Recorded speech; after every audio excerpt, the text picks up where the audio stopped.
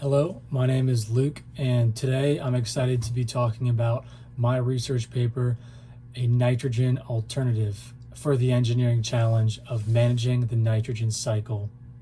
This paper is by Rathore and Nema and is an extremely important paper that was published in 2024 and has some groundbreaking research included in it.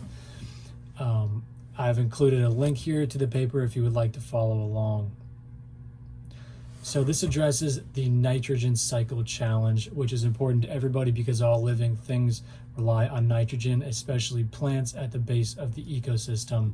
There's an effect where when we fertilize through agriculture, the nitrogen, which is the main component of the fertilizer, leaches down into groundwater or gets mobilized and runs off into bodies of water, which disrupts a wide array of soil and microbial processes that have effects all the way up the food chain and cause inefficiencies in how we procure our food. So plasma activated water is the topic of this research paper.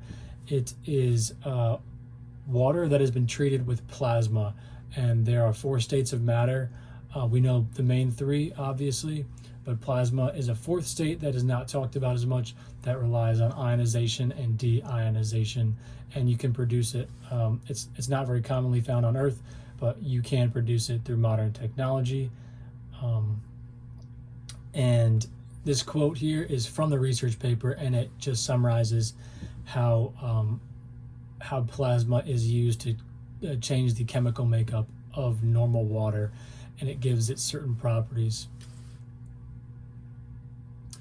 So continuing forward, I've included an image of a DBD plasma pencil, which is what is used to infuse plasma into water.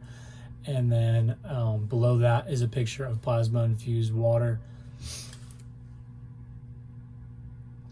So how it works is water is exposed to this air plasma and it changes its chemical makeup. Reactive species form. This is oxygen and nitrogen whose chemical properties are changed so they interact a lot more with the other chemicals around them than they normally would. And this aerates the waters significantly and creates a lot more surface area for oxygen to be made available to plants, as well as nitrates and nitrogen to be made available to plants.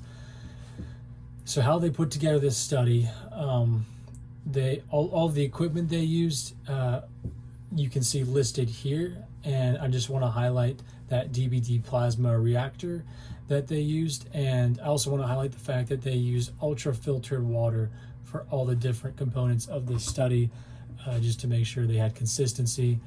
They used 3 types of water and then ran the experiment identically for trying to determine how the radishes would grow in each type of water. The first was the plasma water we just talked about. The second was water, which you'll see here as HS, that had a solution of just normal fertilizer that included nitrogen. And then the third was water with that identical fertilizer, but what they actually did was remove the nitrogen to find out if that plasma water could replace that nitrogen. And then they measured things at the end of their experiments, like how fast the plants germinated and different sizes of the plants. And this graphic just shows how plasma activated water is incorporated into the growing of these radish plants. So among the radish plants, there was a 3% improvement in root length over the conventional fertilizer, 10% in the fresh weight, and a 100% increase in a complete reduction of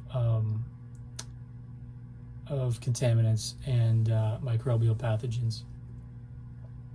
And also there was a 10% higher germination rate among the plasma activated water radishes, and that didn't come from being fed. They determined that didn't come from the plants being fed the water their whole lives. That came from the initial treatment of the seeds, where the seeds were soaked and sterilized in that water. So the key findings out of this study are obviously those increases I just mentioned, and it's also important to note that the plasma water radishes actually outperformed the conventional fertilizer radishes on almost all metrics. This has a lot of implications for the economy of agriculture and for ecology, because